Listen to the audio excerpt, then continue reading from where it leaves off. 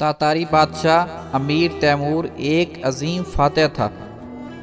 اس نے بڑے بڑے طاقتور بادشاہوں کو شکست دے کر ایک ملک کے بعد دوسرا ملک فتح کیا اور اپنی کامیابیوں کے جھنڈے گاڑتا ہوا ایک دن ترکی کی حدود میں پہنچ گیا، جہاں ہولناک جنگ چھڑی، جس کے نتیجے میں ترکوں کو شکست ہوئی اور بے شمار ترکوں کو قیدی بنا لیا گیا۔ اس دور میں جنگی قیدی کو سزا صرف موت تھی۔ ان قیدیوں میں سے ایک نوجوان قیدی نے تیمور بادشاہ سے ملاقات کی درخواست کی۔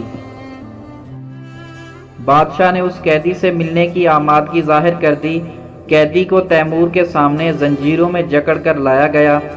سب لوگ بادشاہ کے سامنے ہمیشہ سر جھکا کر کھڑے ہوتے اور وہ نوجوان آنکھوں میں آنکھیں ڈال کر دیکھتا رہا۔ بادشاہ اس نوجوان کی جرأت دیکھ کر بہت حیران ہوا، لیکن اس نے نوجوان کو بولنے کی اجازت دی۔ نوجوان نے کہا، تیمور، تم نے ہماری سلطنت پر حملہ کیا، حالانکہ ہم نے تمہارا کچھ نہیں بگاڑا تھا۔ تم نے اللہ تعالیٰ کے بے شمار مخلوق کا خون بہایا ہے۔ تم نے ترکوں کا نہیں بلکہ اسلام کے شیدائیوں کو ہلاک کیا ہے۔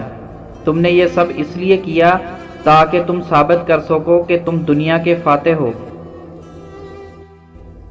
میری زندگی چاہے مختصر ہو، لیکن تمہیں بھی ایک دن مرنا ہے اور خالق حقیقی کو منہ دکھانا ہے۔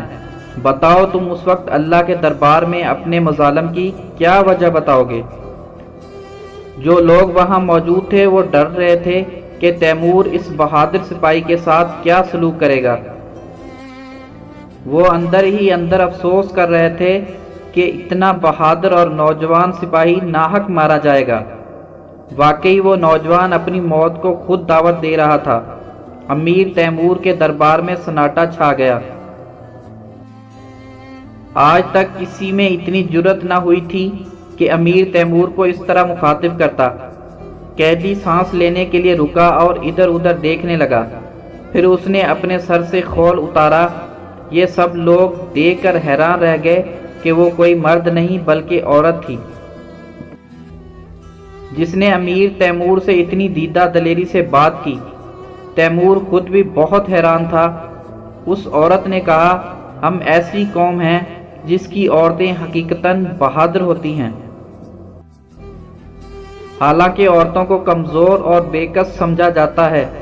اس بہادر قوم کے جیالے لوگوں کا خیال کرو جن کو تم تباہ و برباد کر رہے ہو۔ تیمور کا سر شرم سے جھک گیا۔ اس نے تمام قیدی رہا کر دیے۔ امیر تیمور پر بہادر عورت کی تقریر کا اتنا اثر ہوا کہ اس نے اس عورت کو ملکہ بنایا۔ اس طرح تیمور نے ایک عام ترک عورت سے شادی کر لی۔